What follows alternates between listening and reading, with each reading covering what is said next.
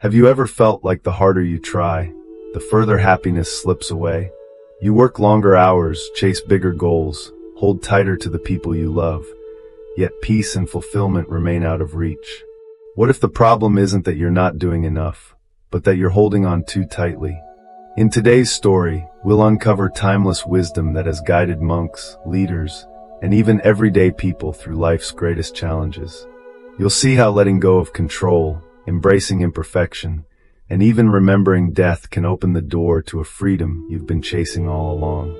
This isn't just philosophy, it's practical, life-changing insight you can apply today. Have you ever chased something so desperately that it slipped further and further away? Maybe it was a promotion you poured years into, a relationship you tried to hold together with both hands, or even the elusive idea of happiness itself. The harder you pushed, the more it seemed to resist you, until you were left exhausted, anxious, and wondering why the universe seemed to play against you. Before we go any further, comment where in the world you are watching from, and make sure to subscribe because tomorrow's story is one you don't want to miss. Now here's the paradox. Sometimes the things we want most don't come from holding tighter, but from letting go. Imagine this. A young professional in New York spends every night at the office, trying to control every detail of her career. She's convinced that if she works one more hour, sends one more email, micromanages one more project, she'll finally feel secure. But instead of success bringing peace, it leaves her drained, burned out, and strangely empty. The very control she clings to has become her prison. It's not just work. Think about relationships. Maybe you've been in one where you tried to shape the other person into who you wanted them to be, checking their messages, worrying about their every move, holding on so tight they couldn't breathe. The result? The relationship cracked under the pressure. It wasn't lack of love that destroyed it, but lack of space. And then there's happiness, the thing we all claim to be chasing. How many of us believe it's waiting, just on the other side of the next milestone? Once I buy that house, once I hit that salary, once I finally get that vacation, then I'll be happy. Yet as soon as we get there, the finish line moves again. The house needs remodeling, the job brings new stress, the vacation ends too quickly. We realize happiness isn't something you hunt down, it's something that appears when you stop hunting. This is not just philosophy, it's a trap millions of Americans live in every single day. According to a Gallup survey, nearly 60% of U.S. workers report feeling stressed a lot of the day. Not because they don't have enough, but because they're trying so hard to hold everything together. Control, perfection, constant comparison. The chase is endless, and the prize keeps slipping away. So here's the question. What if the secret to peace, success, and even love isn't found in the grip, but in the release? What if letting go isn't weakness, but the ultimate strength? In this story, we'll explore timeless wisdom from Zen and Buddhism, but not in the abstract, faraway way you may have heard before. We'll translate it into real American life, deadlines, family stress, financial setbacks, and even our deepest fears about death. You'll hear how letting go of control can actually give you more power, how embracing imperfection can unlock joy, how reframing setbacks can turn pain into purpose, and how remembering your own mortality can give you the urgency to finally live. This is not about giving up. It's about taking your life back, because the truth is, control is an illusion. And the moment you learn to release it, everything you've been chasing may finally come to you, effortlessly. Picture this. Daniel, a mid-level manager in New York City, wakes up at 5 a.m. every day. He checks his emails before even getting out of bed, scrolls through Slack notifications during breakfast, and by the time he arrives at the office, he's already mentally exhausted. But he doesn't stop.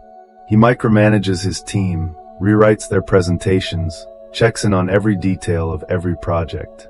He believes that the only way to succeed is to control everything. At first, it works. His boss is impressed by his thoroughness. His team respects his work ethic. But over time, cracks begin to show. The more Daniel pushes, the more his employees pull away. They feel suffocated. Creativity dries up. Meetings turn tense.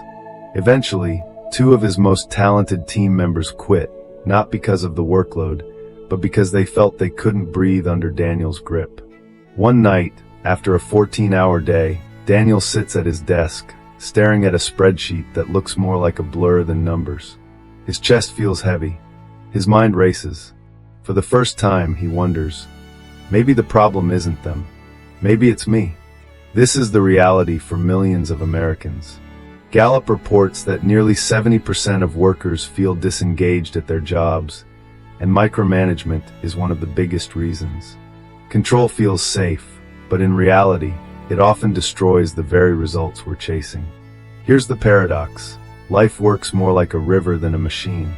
You can't force a river to flow in straight lines. You can build a dam, you can try to redirect it, but sooner or later the water finds its own path. And the harder you fight against it, the more pressure builds until something breaks. Think about your own life. How much energy have you wasted trying to control things completely outside your reach? Maybe you tried to change a partner's behavior, only to push them further away. Maybe you obsessed over your children's every decision, only to see them rebel harder. Maybe you've spent months worrying about the economy, interest rates, or politics, things no single individual can control. All that worry, all that effort, and still nothing changes. Buddhist wisdom teaches that attachment to control breeds suffering, and neuroscience backs this up. Studies from Stanford University show that people who fixate on uncontrollable stressors release more cortisol, the stress hormone, which leads to burnout, depression, and even heart problems. In other words, trying to control what cannot be controlled isn't just emotionally painful, it's physically dangerous. So what's the alternative? Letting go, flowing like the river. Not in a passive way, not in the sense of giving up, but in the sense of focusing your energy on what truly lies within your reach. For Daniel, the shift came one night when his wife confronted him. You're home, but you're never really here. That hit harder than any email from his boss. For the first time, he realized his need for control wasn't creating success. It was destroying his family, his team, and his health. The next morning, he tried something different. Instead of rewriting his team's reports, he asked them questions. Instead of hovering over their every move, he trusted them to solve problems. It wasn't easy, his hands literally itched to interfere, but slowly, something remarkable happened. His team started thriving. Ideas flowed.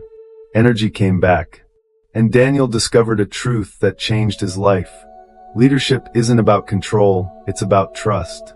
You don't need to manage every detail. You need to manage yourself, your mindset, your responses, your actions. Here's how you can start practicing this today. Define your circle of control. Write down everything you're worried about right now. Then mark what you can truly control, your effort, your words, your habits, and what you can't, other people's opinions, the economy, the past. Release the second list. Focus only on the first. Practice trust. Whether it's at work or at home, give others room to breathe. Let your kids make mistakes. Let your colleagues try their own approach. Remember, mistakes teach more than micromanagement ever could. Use a release phrase. The next time you feel the urge to control something, pause and say to yourself, "This is not mine to carry." By doing this, you're not abandoning responsibility. You're redirecting your energy where it can actually make a difference. Because here's the truth. Life doesn't reward the tightest grip. It rewards the open hand. When you stop trying to force the river, you realize it was already carrying you forward all along. It was a Tuesday morning when Laura dropped her phone. She heard that sickening crack as the screen hit the pavement outside her apartment in Chicago. She picked it up, and sure enough, a spiderweb of lines spread across the glass. Her first reaction? Frustration. Embarrassment.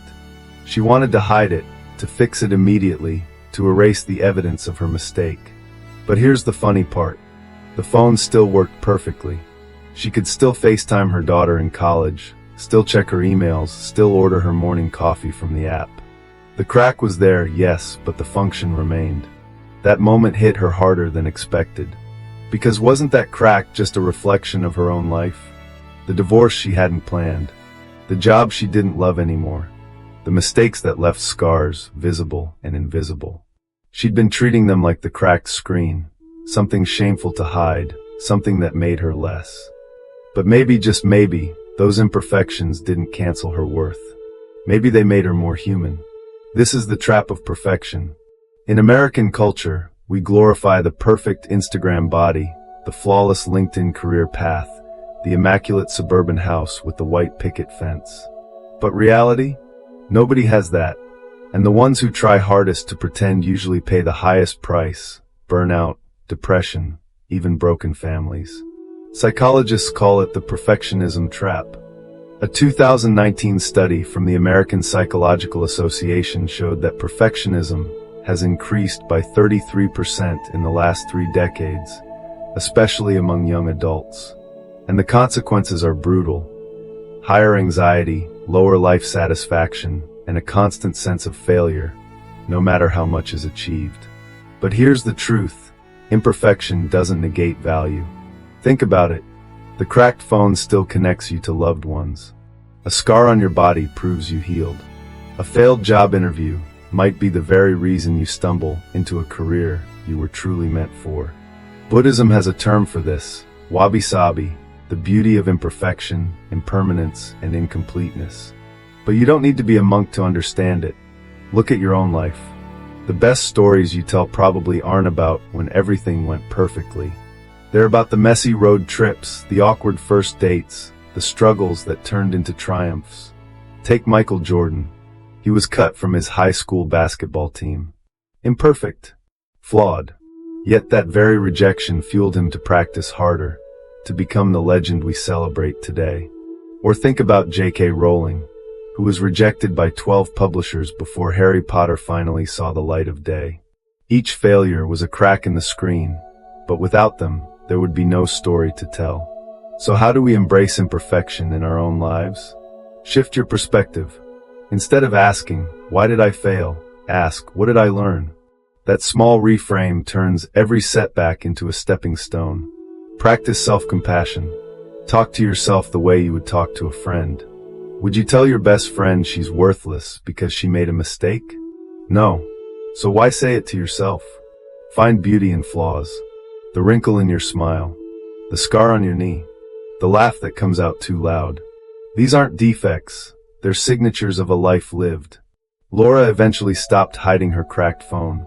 In fact, she showed it off to her daughter, laughing. "See this? Life isn't perfect, but it still works." That phone, scarred but functional, became a daily reminder. She didn't need to erase her past to move forward. She just needed to carry it, cracks and all, with grace. Because the truth is, nobody loves you for being perfect. They love you for being real. It was a Sunday afternoon, and Jessica was home with her 2-year-old son, Ethan. She sat at the kitchen table, laptop open, replying to a string of urgent work emails. Her company had promised better work-life balance when she took the job, but somehow her phone and computer never stopped buzzing. From the corner of her eye, she saw Ethan wobble forward, 1-2 steps, then stumble into the couch. His very first attempt at walking. She gasped, but by the time she closed the laptop and turned, it was over. The moment had passed. Ethan was sitting on the floor, laughing at himself, unaware that his mom had just missed the milestone every parent dreams of. Jessica broke down in tears that night. She realized she had been so consumed by the future, deadlines, promotions, the next step, that she had completely lost the present. This isn't just her story. It's the story of millions. In the US, 77% of adults report experiencing stress that interferes with daily life, according to the American Institute of Stress. We're always thinking ahead. What's next? What if I fail? What if I don't measure up? And in the process, we miss the only thing we actually have, this moment, right now. Buddhism teaches that our suffering often comes from clinging to the past or grasping for the future. The past is gone, the future hasn't arrived, but the present, that's real. That's where life is. And neuroscience agrees. Harvard researchers found that people spend almost 47% of their waking hours thinking about something other than what they're doing. Nearly half our lives, lost in distraction. And the shocking part? The study concluded that a wandering mind is an unhappy mind. But mindfulness doesn't mean you have to meditate on a mountaintop or sit cross-legged for hours. It starts small, simple. Breathe. Right now, take a slow, deep breath. Feel your lungs expand, then release. Even one mindful breath can reset your nervous system. Engage your senses. When you eat, actually taste your food. When you walk outside, notice the colors of the sky. When you hug someone, feel the warmth. Catch the drift. The next time your mind races to regrets or worries, pause and ask, what's happening right now? Gently bring yourself back. Jessica began practicing this in small ways. She turned her phone face down during family dinners. She allowed herself 10 minutes each morning just to breathe before diving into work. Slowly, she noticed something. Life felt fuller, richer. Ethan's laugh, her morning coffee, even the sound of rain outside became vivid, almost electric. She was no longer half living in the future. She was finally here. Think back on your own life. How many sunsets have you missed because you were too busy scrolling? How many conversations have you only half heard because your mind was somewhere else? What beauty have you overlooked today simply because you weren't present enough to notice? The essence of mindfulness isn't about perfection or emptying your mind. It's about anchoring yourself in the only moment that truly exists, now. Because here's the truth. The present moment is not just part of life, it is life. In the spring of 2023, Jason thought his life was over. He was a software engineer in Silicon Valley, earning 6 figures, living the dream, or so it seemed. Then came the tech layoffs. Overnight, he was out of a job, his email access cut, his badge deactivated. He walked out of the building carrying a cardboard box of belongings and a heart full of fear. Jason spent the first few weeks in shock. He applied to dozens of jobs, obsessively checked LinkedIn, and woke up each morning with the crushing thought, I'm a failure. He avoided friends. He dodged calls from his parents.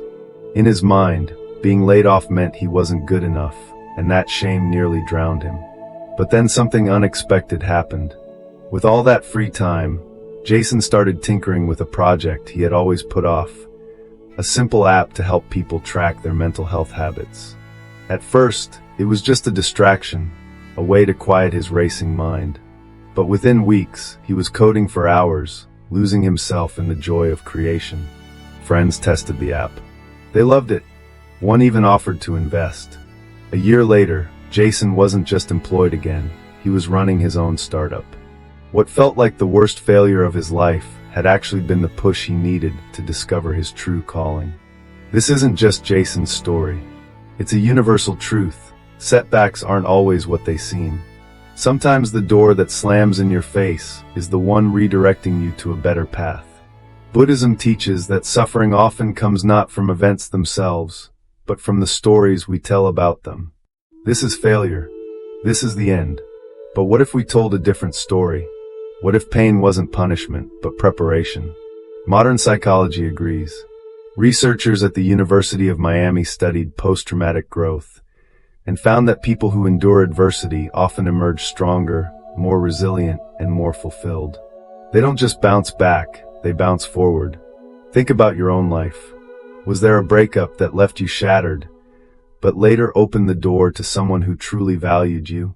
Was there a job rejection that stung, yet pushed you toward a career that fit you better? Was there a time you thought you lost everything, only to discover you'd gained freedom you didn't know you needed? The key is perspective. Here's how you can begin reframing pain into possibility. Pause before labeling. When something bad happens, resist the urge to immediately call it a failure. Instead, say, maybe this is an opportunity one can't see yet. Extract the lesson. Ask, what is this teaching me? Pain is a harsh but powerful teacher. Look for the hidden gift. Sometimes the gift isn't obvious until later, but it's always there. Resilience, wisdom, clarity. For Jason, losing his job was devastating, but it stripped away the illusion of security and forced him to discover his own strength. For you, the setback you're facing might feel unbearable now. But what if one day you look back and realize it was the setup for your greatest breakthrough? Life has a way of rewriting our stories when we least expect it. So the next time something falls apart, ask yourself, what if this isn't the end? What if it's the beginning? Because the truth is, every setback carries within it the seed of a comeback. In 2007, Sergeant Michael Torres returned home from Iraq carrying more than physical scars. He carried anger. During his last deployment, a fellow soldier he trusted had made a critical mistake that nearly cost Michael his life. The betrayal burned in him every single day. Even back in Texas, even surrounded by his family, the war replayed in his mind. He wasn't in combat anymore, but in a way he never left. One night, at a veteran support group, Michael listened to another soldier speak about forgiveness. The man said something that struck him like lightning. "I don't forgive because they deserve it. I forgive because I deserve peace." Michael had always thought forgiveness meant excusing the wrong, pretending it didn't matter. But that night he realized something deeper. Forgiveness isn't a gift you give to the other person. It's a gift you give to yourself.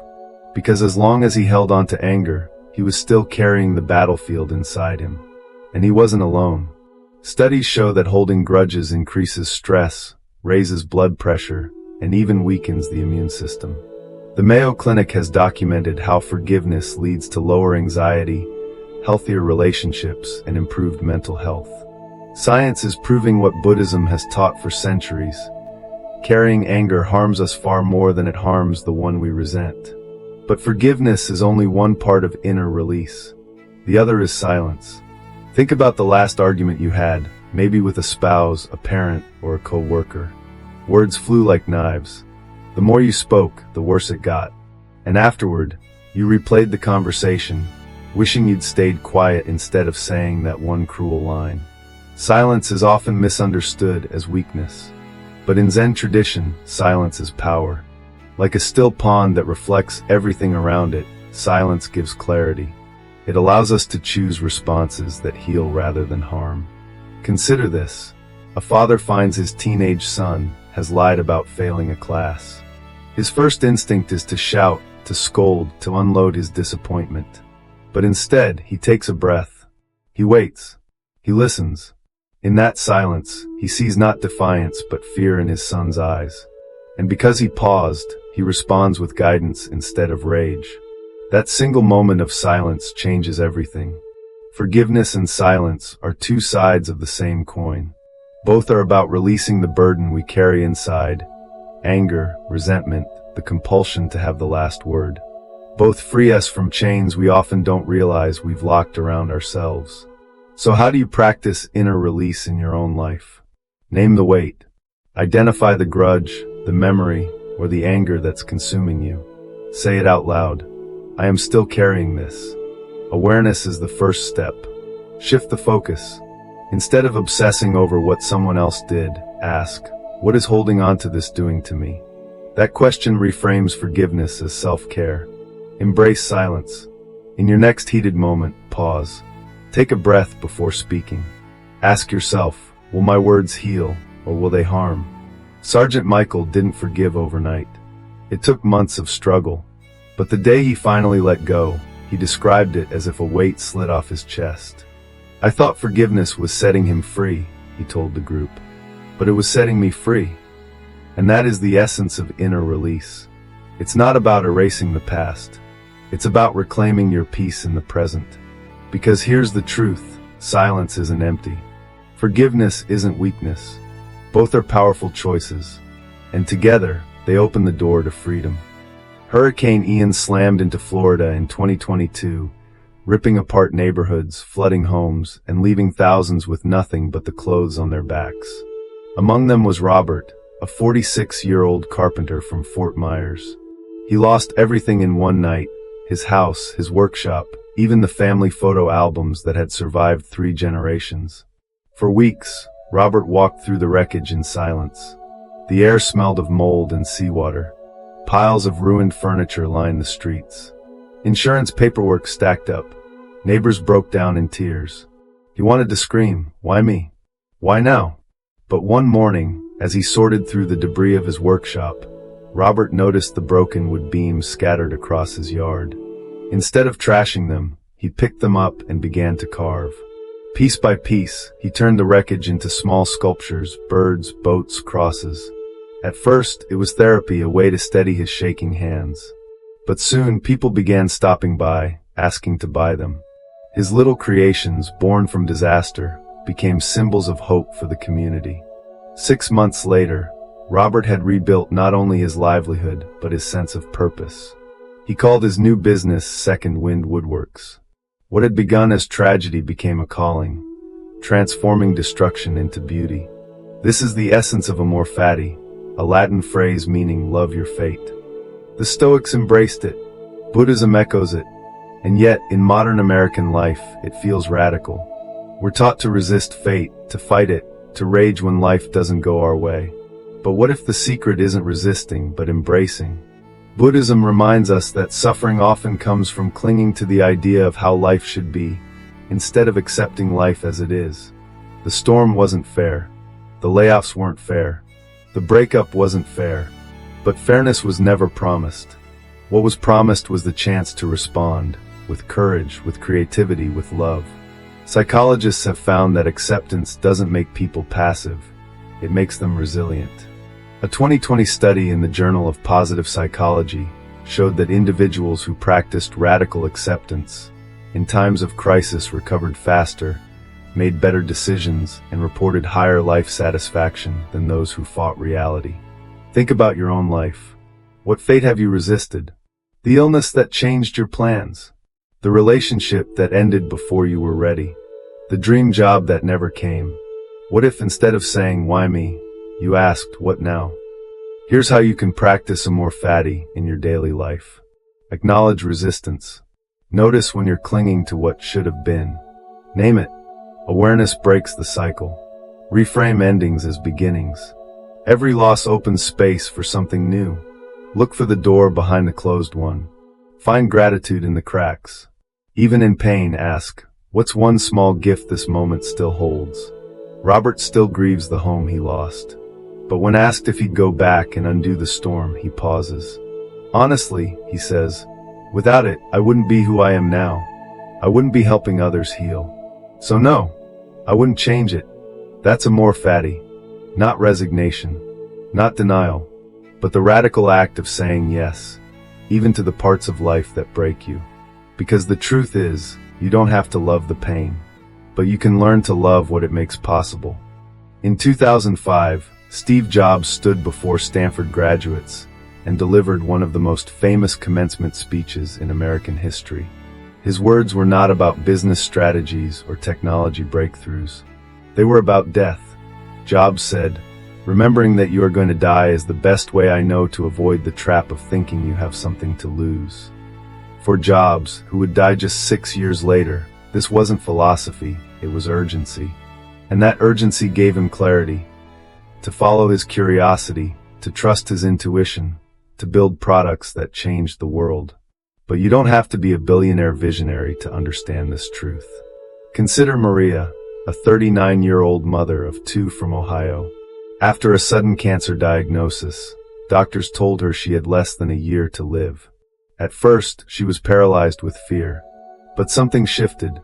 She stopped obsessing over the perfect diet, the perfect school for her kids, or the Instagram-worthy home renovation she had been saving for.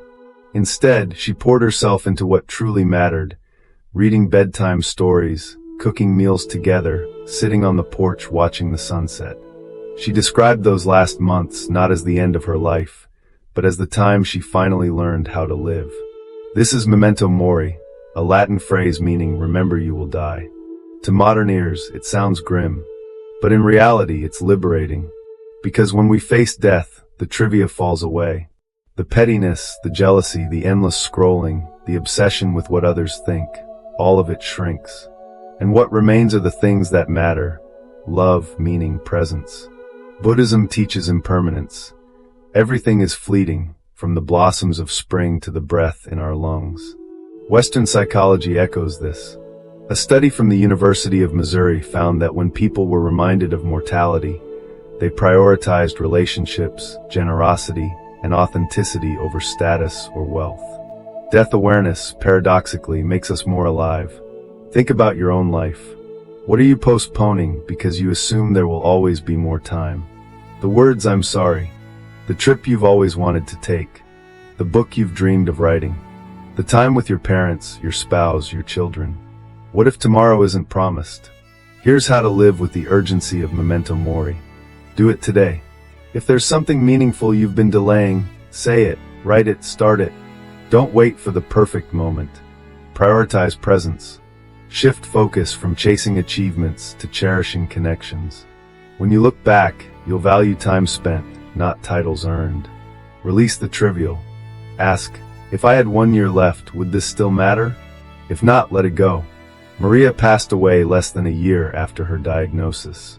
But her husband later said, "She gave us more life in those last months than we had in years before." And that's the paradox of memento mori. Facing death doesn't kill us, it awakens us. Because the truth is, you are going to die. But that's exactly why you should live, fully, urgently, unapologetically today. Life, at its core, is a river.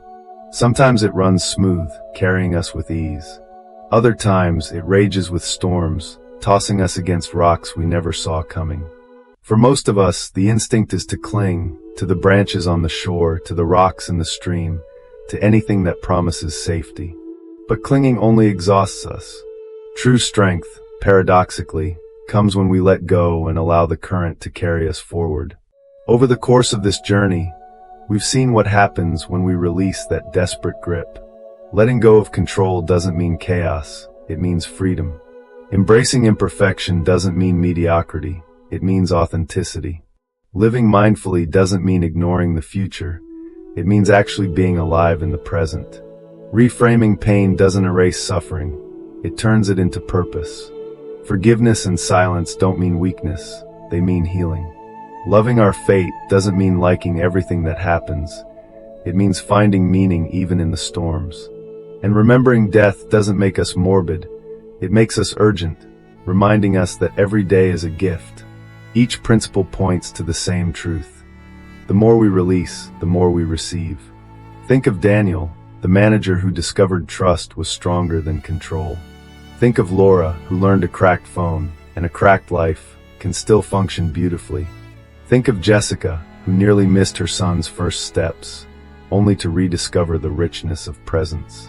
Think of Jason, who turned a layoff into a new beginning. Think of Michael, who laid down the weight of betrayal and found peace and forgiveness. Think of Robert, who built beauty from hurricane wreckage. Think of Maria, who faced death and finally learned to live. Each of them discovered that the moment they stopped fighting reality, they began to flow with it. And in that flow, they found freedom.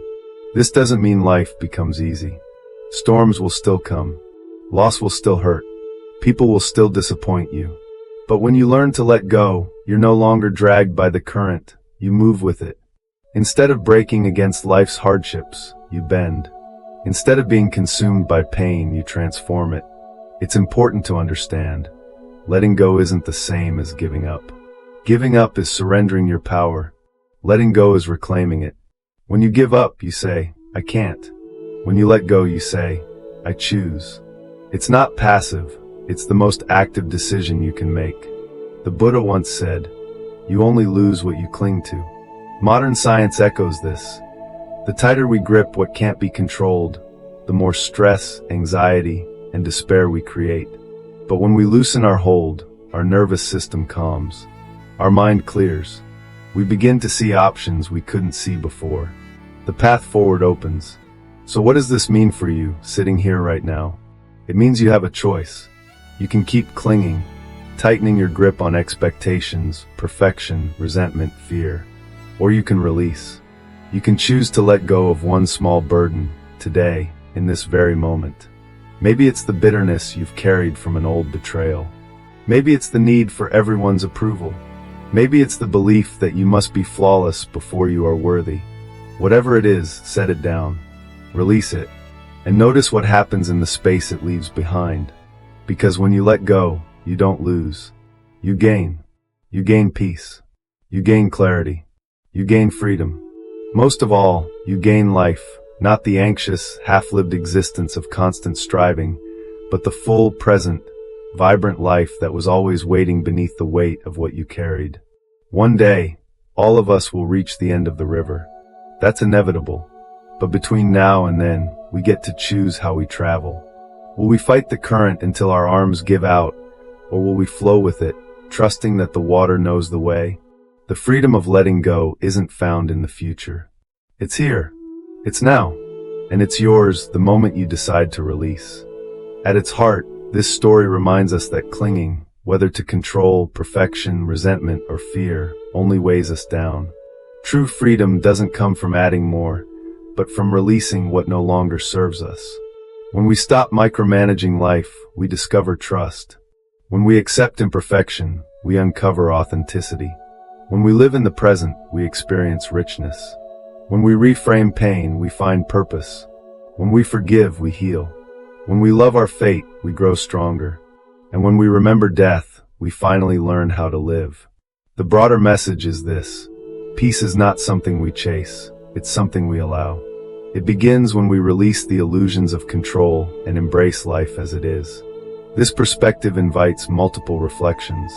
Some may see it as spiritual guidance, others as psychological resilience, and some as a reminder to prioritize what matters most: relationships, health, meaning. What's undeniable is the universality of the lesson. Whether in boardrooms, battlefields, or family kitchens, letting go is not giving up. It is the most courageous way to reclaim your life. If this story resonated with you, don't just let it pass by. Take a moment to reflect. What is one burden, expectation, or fear you can let go of today? Write it in the comments. We'd love to hear your journey, and you might inspire someone else to begin theirs. And if you found value here, please like this video, share it with a friend who might need it, and hit subscribe so you don't miss what's coming next. Tomorrow, we'll dive into a story that could completely shift how you see success. And trust me, you won't want to miss it. Remember, peace doesn't come from gripping tighter. It comes from opening your hands. So let go, live fully, and walk lighter into tomorrow.